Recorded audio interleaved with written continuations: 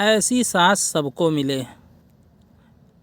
संजना की शादी को कुछ ही दिन हुआ था और आज काम वाली भी नहीं आई थी, इसलिए संजना बर्तन धोने लगी।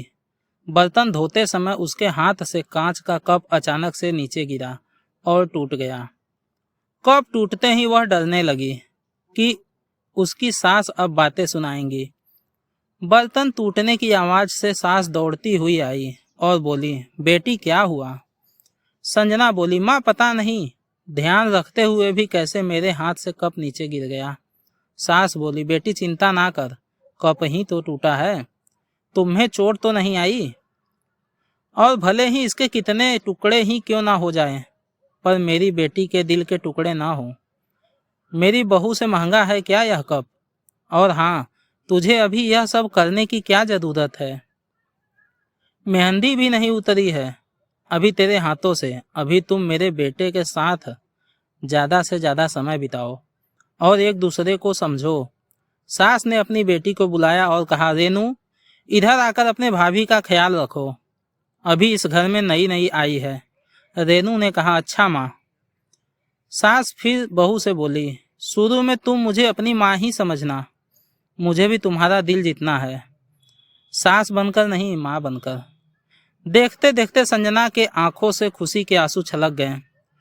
उसकी आंखें भर आई और सास के पैरों में गिरकर बोली, मैंने एक माँ छोड़ी तो दूसरी नई माँ पाई, बल्कि आप मेरे माँ से भी ज्यादा ममता मेरे लिए रखती हैं। यदि मेरे घर में यह कप टूट जाता तो माँ भी दो बात कहे बिना नहीं रहती। रात को संजना की नींद ही उड़ गई। रह रहकर शाम की घटना याद आ रही थी।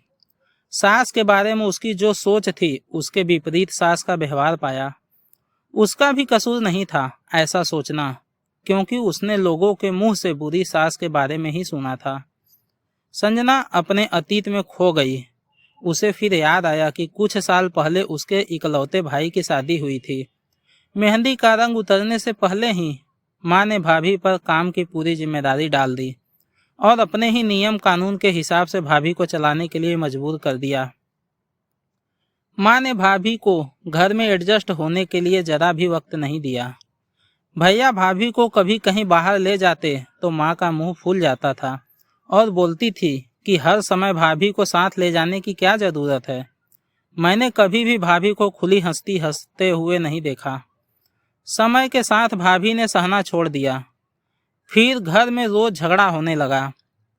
एक दिन भाभी के हाथ से कांच का गिलास नीचे गिर के टूट गया।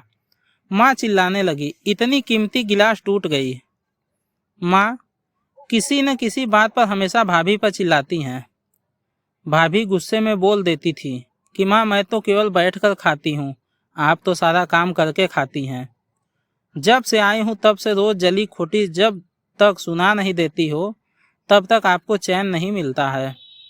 कभी मेरे माँ को तो कभी मेरे बाप को, हमेशा मेरे मायके वालों को कोसती रहती हो, और ऐसे ही माँ और भाभी एक दूसरे के साथ झगड़ा करती रहती थी।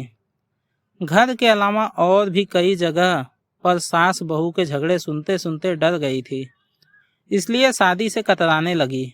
मगर माँ बाप की जिद से शादी करनी पड़ी और ससुराल आ गई।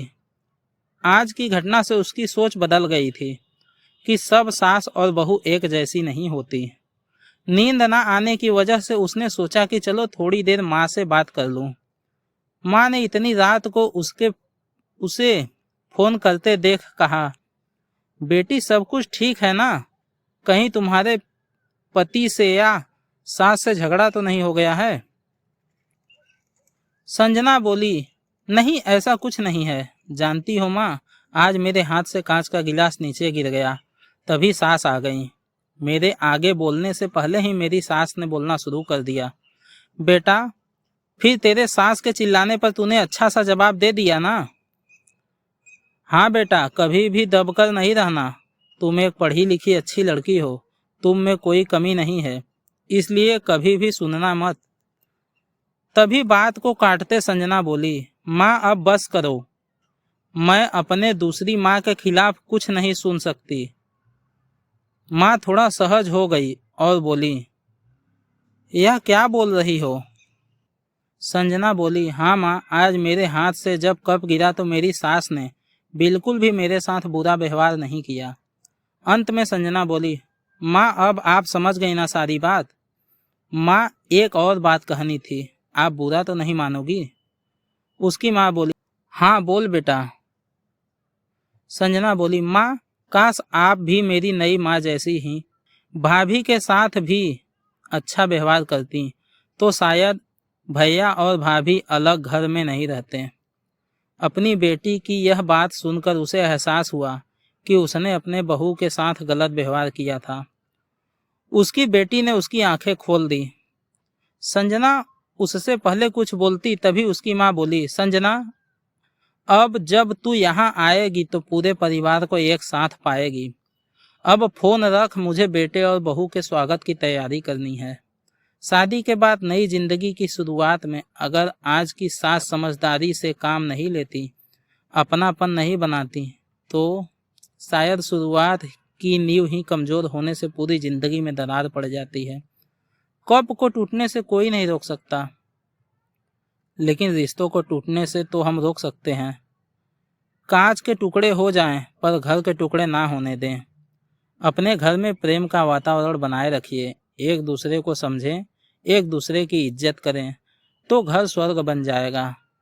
दृष्टि बदलने से सृष्टि बदल जाएगी, और एक स्त्री चाहे तो घर को स्वर्ग बना सकती है और चाहे तो नर्क।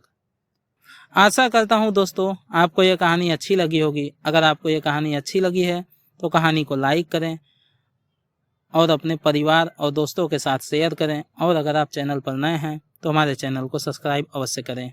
धन्यवाद दोस्तों, मिलते हैं एक नई कहानी के साथ।